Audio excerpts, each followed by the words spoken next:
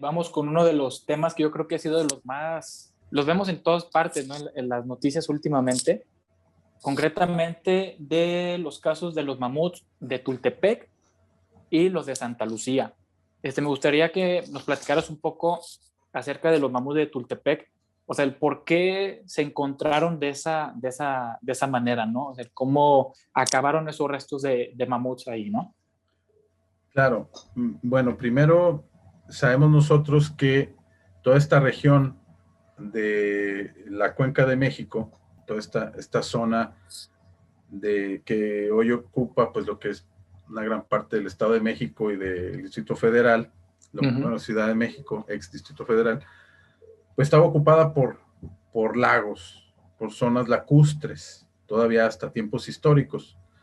Entonces, estos lagos, pues si estamos hablando del Pleistoceno, pues todavía eran mucho más extensos y eran zonas que durante miles de años aprovechaban muchos organismos para abrevar.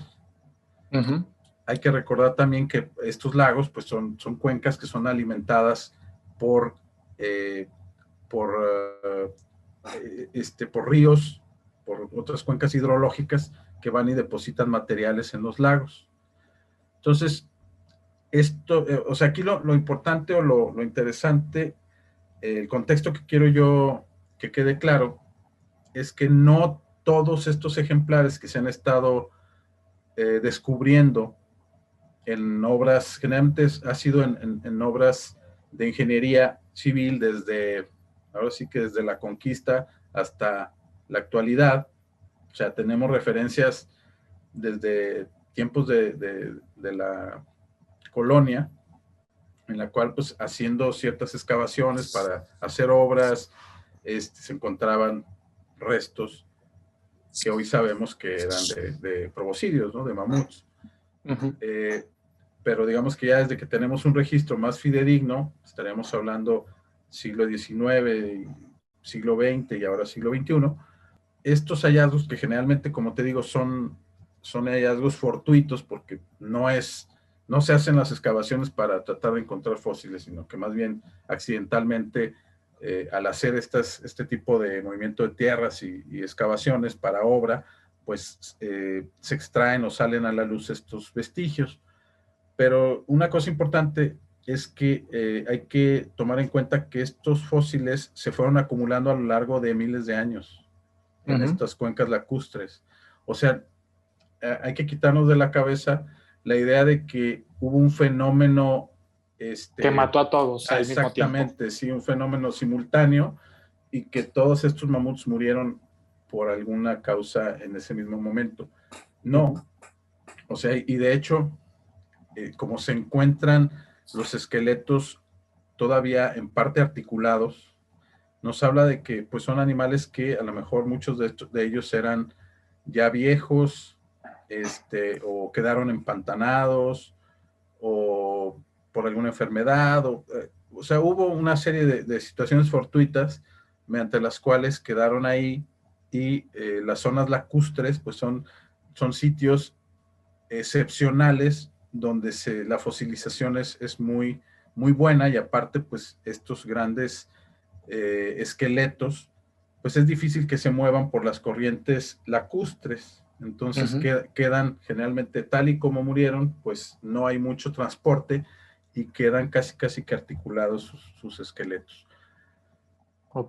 Eso, como te digo, no es algo nuevo, es algo que se ha venido, este tipo de hallazgos de proboscidios en la Cuenca de México se ha venido haciendo, pues como te digo, desde tiempos de la colonia. Los registros que yo conozco así más sistemáticos pues se han dado desde los años 50 del siglo pasado hasta la actualidad. Pues hay, por ejemplo, una estación del metro en la Ciudad de México que es el Metro Talismán, donde al hacer las obras para este sistema colectivo metro se encontraron esqueletos de mamut y de hecho el logotipo de esta estación Talismán es un mamut. Y ahí hay una exhibición del esqueleto que se encontraron. Entonces, vamos, no es raro, ¿sí? Sí. Hay otra cuestión también importante que bueno, y aprovecho y te agradezco el espacio. Se ha se han hecho muchas hipótesis así como que al aire, de que si estos mamuts fueron cazados por el hombre, de que si se encontraron trampas y una serie de cuestiones que para mí no tienen ningún sustento científico. Ok. Lo han comentado arqueólogos, pero lo comentan en entrevistas a medios de comunicación o en notas periodísticas, pero ya pasó más de un año de que, no, pues casi 2 años de que hablaron de las famosas trampas. Sí, sí. Y no hay ningún artículo científico que lo sustente. Entonces, nosotros, yo creo que como científicos tenemos que ser muy cuidadosos de lo que decimos, porque desafortunadamente si damos una declaración, pues quien nos escucha supone que tenemos toda la evidencia. Sí, da por hecho el evento, ¿no? Así es. Y generalmente, bueno, yo creo que una regla muy importante de la ciencia es que primero va por delante la evidencia y el artículo científico revisado por pares, la publicación científica, y luego después ya podemos hacer las declaraciones a los medios de comunicación y no al revés. Entonces, aquí lo que yo he detectado es eso, o sea, se han manejado una serie de hipótesis por parte de los arqueólogos del por qué se encontraron esos esqueletos acumulados ahí en esas regiones, pero ellos de inmediato lo quieren asociar con alguna relación con la cacería por parte de los primeros pobladores de estas regiones. Pero si no te has encontrado instrumentos líticos, si no te has encontrado marcas de corte inequívocas en los huesos, si no te has encontrado una modificación real en los huesos que te haga de veras evidenciar que el hombre tuvo que ver en eso, pues no puedes sustentarlo.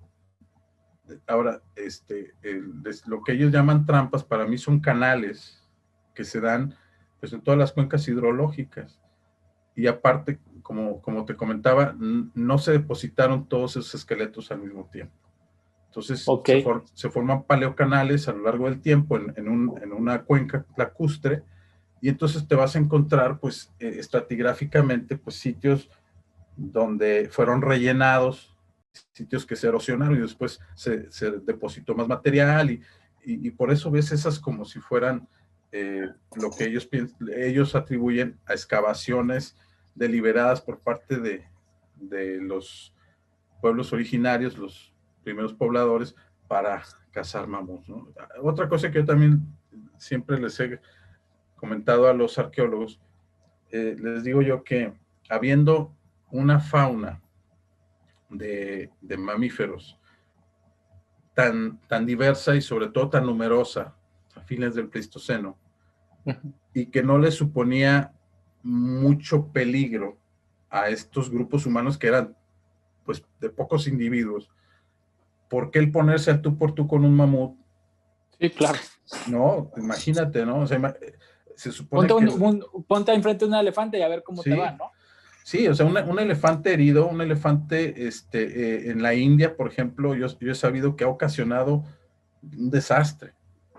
Ahora, el tú herir al elefante para quererlo matar, pues se me hace como ponerse al tú por tú con Sansón a las patadas.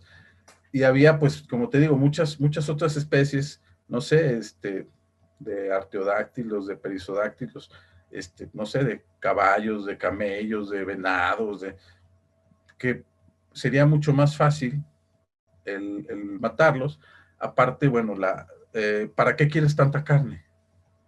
O sea, si realmente estas bandas de individuos de los primeros pobladores, pues no eran muy numerosas, eran grupos humanos pequeños. Entonces, ¿para qué matabas un mamut de, no sé, 8 o 9 toneladas, ¿verdad? O sea, ¿para qué? Si te ibas a comer 200 kilos y te ibas a ir, ¿no crees? O sea, sí. vámonos también un poquito sobre la lógica.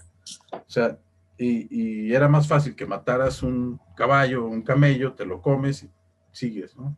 O sea, no sé, son cuestiones que a mí no pues no me convencen, ¿no? Las hipótesis que se han manejado. Ok, Pero pues sí, mira, a mí se me hace muy, muy interesante esto que comentas, porque, bueno, cuando salió la noticia de Tultepec, yo subí un video al canal y pues en base a lo que yo veía en las noticias, en Milenio y en demás, en las entrevistas que les hacían a los arqueólogos y a los que estuvieron involucrados en este descubrimiento, pues lo tomaron tal como trampas, ¿no? Entonces, de primero dices, órale, qué interesante. Pero cuando justamente lo que tú me comentas de que si no hay ningún sustento, algún artículo científico y todo eso, o sea, no tiene sentido como la manera en cómo lo hicieron, ¿no? De que primero lo decimos en los medios de comunicación y ya después hacemos un artículo científico a ver si es verdad lo que estamos diciendo o no. pero ni siquiera lo han hecho. O sea, aquí la situación es que quedó en la nota En el aire. sensacionalista Ajá. y no ha habido nada más. Yo creo que, digo, no tengo nada en contra de los arqueólogos, pero yo creo que sí tenemos que diferenciar los ámbitos de trabajo de un arqueólogo y de un paleontólogo. O sea, si no hubiera paleontólogos en México, pues digo, ok, está bien que le hables a un arqueólogo, ¿no? Porque pues tiene las nociones de cómo excavar. Claro. Pero habiendo pues no somos muy numerosos los paleontólogos, pero sí hay muchos colegas en México que gustosos, si se nos habla, podemos ir a atender cualquier tipo de excavación, cualquier hallazgo, y entonces podemos ver los contextos y entender pues qué fue lo que sucedió ahí, ¿no? Tafonómicamente. Entonces, pues yo eso sí creo que pues deberían de ir por delante el paleontólogo y ya después si se integra el arqueólogo, pues está muy bien, ¿no? Para ver si efectivamente se puede interpretar algo como presencia humana, pero pues igual, si no hay, pues no hay, ¿no? O sea, no tenemos por qué forzar el evento. Es algo que yo pienso. Ok, esto se me hace muy, muy interesante. Y pues, sí, no hacer chambas de alguien más, ¿no? O sea, no un ingeniero civil se va a poner a diseñar como un arquitecto. O sea, todos a sus respectivos trabajos, y si se hace un descubrimiento como de este tipo, pues que los arqueólogos digan, ¿sabes qué? Necesito de algún paleontólogo, o sea, que necesite pues, ver cómo está la situación, o sea, de qué manera encontramos los fósiles, y ya en base a eso, pues hacer hipótesis o ideas, ¿no? De cómo murieron esos animales. Sí, te digo, yo pienso que es muy interesante el hacer equipos de trabajo transdisciplinarios. Yo creo que eso es valioso porque pues uno como paleontólogo no va a lo mejor a interpretar lo que un arqueólogo puede ver en cuanto a la presencia humana, pero al revés también. Buscan únicamente la presencia humana y todo lo demás, o sea, el organismo en sí, los fósiles en sí, pues no les dan el justo valor, es lo que yo pienso, ¿no? O sea, yo nunca me atrevería a intervenir en una zona arqueológica, ¿no? Decir, bueno, pues, a ver, ahora voy a excavar una pirámide. Pues no, ¿verdad? Porque no es mi ámbito de trabajo, o sea, yo no soy especialista en eso, y mucho menos. Por eso, pues, le hablo a un especialista, a un arqueólogo, para que haga ese tipo de trabajo. A nosotros nos pasa mucho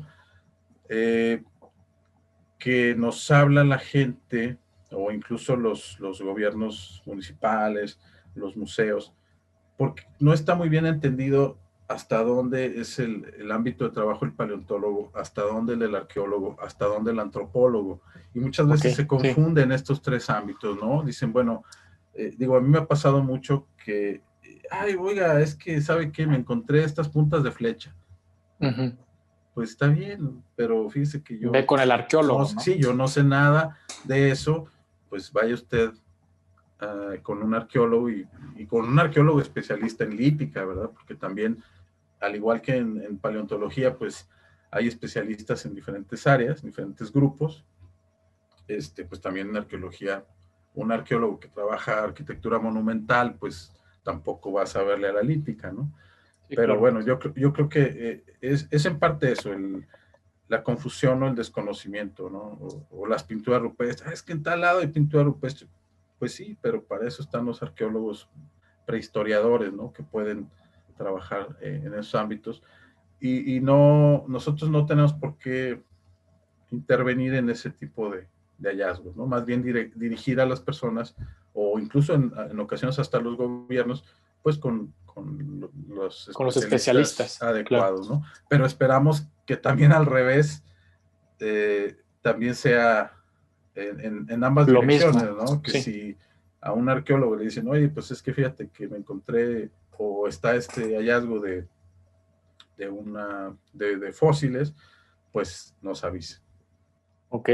Eso sería la petición, ¿no? Y a las personas, al público en general, pues simplemente diferenciar estos ámbitos, ¿no? O sea, el paleontólogo estudia los organismos del pasado y principalmente nos basamos nosotros en la evidencia directa, que son los fósiles, en el caso de los vertebrados, que es lo que yo estudio, pues los esqueletos, los restos esqueléticos, los huesos, pero también hay especialistas que estudian los restos indirectos, como las que llamamos nosotros los signofósiles, que pueden ser las huellas, que pueden ser los coprolitos, que todo madrigueras, etcétera, ¿no? Y ya el arqueólogo, pues el arqueólogo estudia las obras que el hombre ha hecho en el pasado, que puede ser desde una punta de flecha, una vasija de barro o una pirámide, ¿no? Sí, claro. Pero tampoco estudia al hombre, ¿eh? O sea, Ok. el arqueólogo no le interesa el esqueleto humano que está ahí, o sea, para eso está el otro especialista que es el antropólogo. O sea, Ok. el antropólogo físico o Sí. paleoantropólogo, pues es el encargado de estudiar los restos óseos Ya del humano. en contextos arqueológicos. Entonces, Ok. por eso como los tres excavamos, entonces muchas veces hay esa confusión, pero sí está muy delimitado lo que nosotros hacemos. Y hay otros especialistas, otros colegas que son los arqueozoólogos o zooarqueólogos, que son, digamos que los paleontólogos de cuando nosotros terminamos de nuestro límite, que son 10.000 años, o sea, Sí. finales del Pleistoceno, hacia la actualidad, pues también hay especialistas que son los arqueozoólogos, que ellos estudian, por ejemplo, si en una zona arqueológica se encuentran restos de animales o de plantas, bueno, pues hay arqueobotánicos que estudian esas plantas, hay arqueozoólogos que estudian esos animales, pero en contextos arqueológicos. Y ahí ya nosotros como paleontólogos pues ya no nos metemos, porque está esa delimitación, por lo menos tácita, de que nosotros hasta donde termina el cuaternario, el Pleistoceno, pues ahí nosotros dejamos de nuestro límite, ¿no? Pues me hace muy interesante que primero que hayas explicado esto, porque yo creo que mucha gente pues sí tiene esta confusión y pues desmentir todo este tipo de mitos, ¿no? Que se ha hecho a lo largo de los años. Igual ir concretamente a lo de Santa Lucía, vemos que se menciona mucho que si son 300, que si son 200 mamuts, o sea, realmente tú de lo que has platicado igual con colegas, o sea, realmente cuánto registro de mamut se tiene realmente. Fíjate que, como bien lo comentas, si nos vas, o sea, volvemos a lo mismo, no tenemos ninguna publicación científica que nos, en este momento, yo sé que hay colegas como el doctor Joaquín Arroyo Cabrales, que es un paleomastozólogo de Lina, que él ha estado supervisando los trabajos en todas estas localidades y que es un experto en proboscidios fósiles. Él me ha comentado, y lo ha comentado en otros foros, pues que todo esto se va a documentar y se va a publicar, o por lo menos, bueno, se va a dar a conocer ya de una manera formal. Hasta el momento estoy yo igual que tú, o sea, en una entrevista un arqueólogo dice que se encontraron 300 mamuts y en otra dice que son 60 y en otra dice que son, pero al final del día yo no sé si si esas personas están hablando de elementos esqueléticos. O sea, no es lo mismo que yo diga, ¿sabes que me encontré 300 huesos de mamut? Claro. A decir, me encontré 300 mamuts Sí, sí. completos, ¿no? O sea, como que 300 ejemplares de mamut. O sea, como que esa es la cuestión que no me queda a mí claro.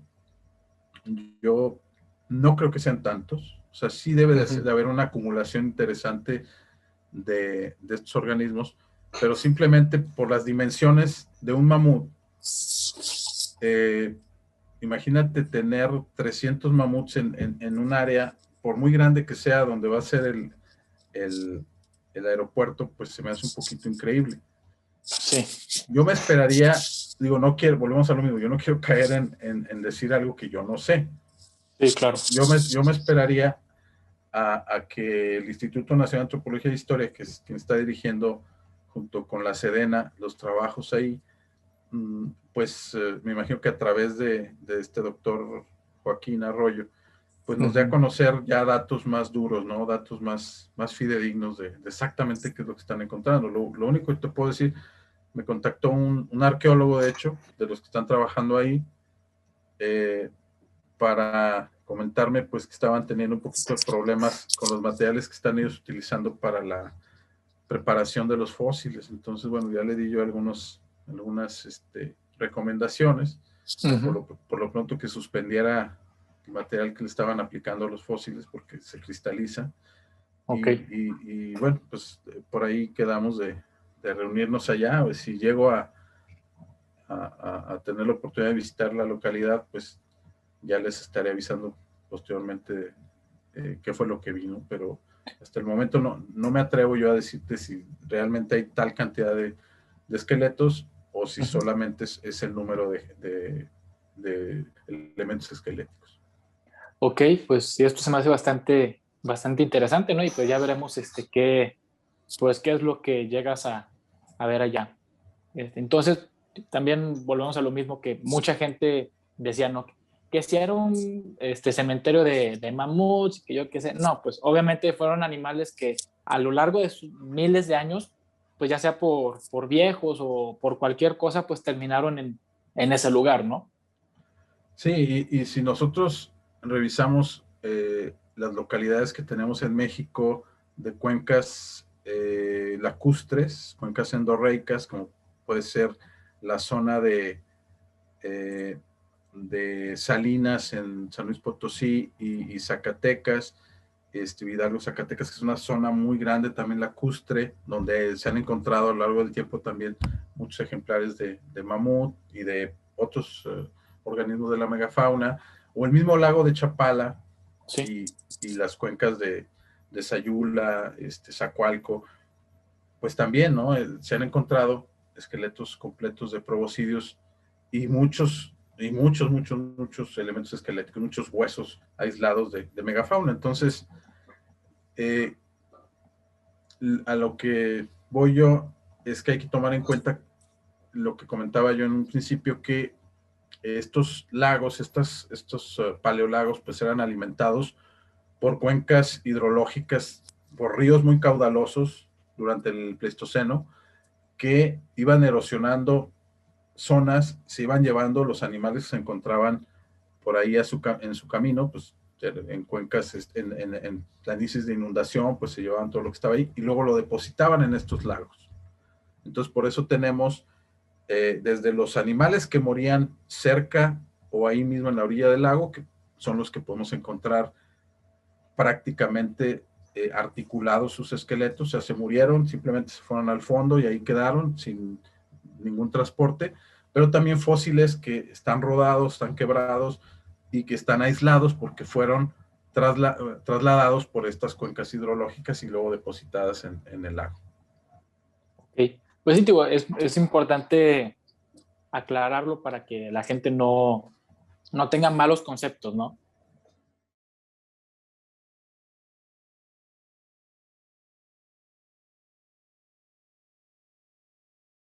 Pues bueno, vamos a como el desenlace, ¿no? De todo este tipo de animales que viene siendo la extinción.